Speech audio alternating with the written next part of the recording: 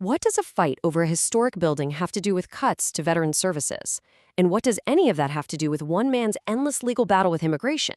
Well, it turns out maybe a lot. In this explainer, drawing on analysis from Heather Cox Richardson, we're going to connect the dots on these seemingly random events from a single week in December 2025 to show a much bigger story about how government is being reshaped from the inside out. Okay, so here's how we'll break it down.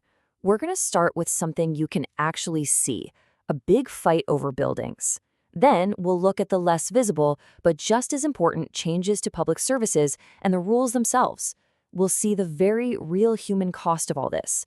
And then we'll wrap up by asking the big question, what does this tell us about the country's priorities? All right, let's jump right in. Our story kicks off with a conflict over the very look and feel of the U.S. Capitol. We're talking about a plan to bulldoze several historic buildings, a move that puts a presidential vision squarely at odds with laws designed to protect American history. So you've got these four major historic structures. And get this. A 20-year veteran of the agency in charge of them, Mydell Wright, is the one who sounded the alarm.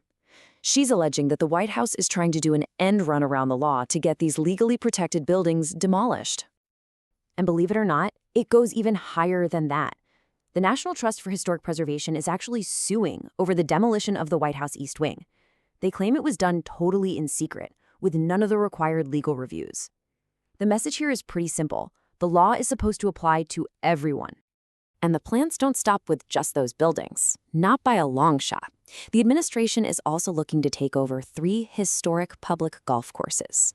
And there's even a plan for a huge new monument near the Lincoln Memorial, one that's been promised to be bigger and better than the Arc de Triomphe in Paris. Okay, now this is where the rubber really meets the road. Inside the Cohen Building, one of those slated for demolition, are these incredible, priceless murals from the New Deal era. And they're not just pretty pictures, they're a visual story of why the Social Security Act was created in the first place, to fight things like child labor, homelessness, and unemployment. They represent the whole idea of a government that creates a safety net for its people. Okay, so we've been talking about physical architecture, right? Buildings you can see and touch. But now let's pull back the curtain and look at the unseen architecture of government, the actual services we all depend on. Because it turns out the same pattern is playing out there too. And here's a pretty shocking example reported by the Washington Post. The Department of Veterans Affairs is cutting its healthcare staff. A lot. We're talking up to 35,000 positions gone. That's a 10% drop in just 1 year, all part of a larger plan to push veterans into the private healthcare system. So at the exact same time that services are being cut, something else is happening behind the scenes. The actual rulebook that's supposed to protect workers and public safety, well, that rulebook is being quietly rewritten. And here are 2 huge examples from this 1 week alone. First, bam, union rights for federal workers, gone, just like that. The reason given was national security. And second, the EPA made it okay to be exposed to almost double the amount of formaldehyde, a chemical that we know causes cancer. Let that sink in for a second. You know, all these changes, they can sound kind of abstract, right? Just numbers on a page or lines in a regulation. But they have a massive real-world impact on people's lives.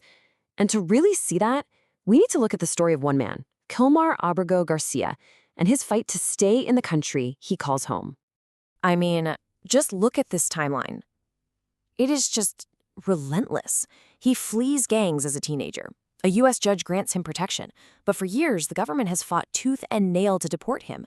Every single time a court steps in and orders his release, another agency finds a new way to arrest him. It's like the system is working against itself, ignoring its own legal boundaries to go after one person. And yet, after all of that, after a judge again had to step in to stop the government from arresting him, this is what he said to his supporters. It's just an incredible statement of faith in the very system that has been so relentlessly pursuing him. Okay, let's take a step back for a second. We've seen a government that is laser-focused on tearing down buildings, cutting services for veterans, and pursuing one man over and over, even against court orders. So what gives? What are the real priorities here? Where is all this energy and attention going? Well, during the very same week all this was going on, the national spotlight shifted to something else entirely. The release of photos from Jeffrey Epstein's estate.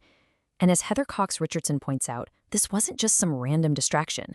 It was a peek into a completely different world, a world of immense wealth and power that seems to play by its own set of rules. And a Reuters Ipsos poll from that time showed that the public was definitely skeptical. I mean, look at this.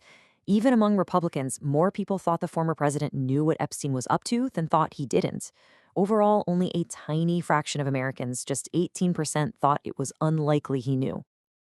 And this quote from journalist Judith Levine really just nails it. It ties everything we've talked about together. She argues that these aren't just separate, random acts. They're all part of a bigger project to erase the face of a government that served the people and replace it with something else entirely. So that leaves us with this one big question. When the entire architecture of a government starts to shift, not just the physical buildings, but the invisible rules and services, who is it all ultimately being rebuilt to serve? And maybe just as important, who's being left behind? That's the question we're left with. Thanks for joining this explainer.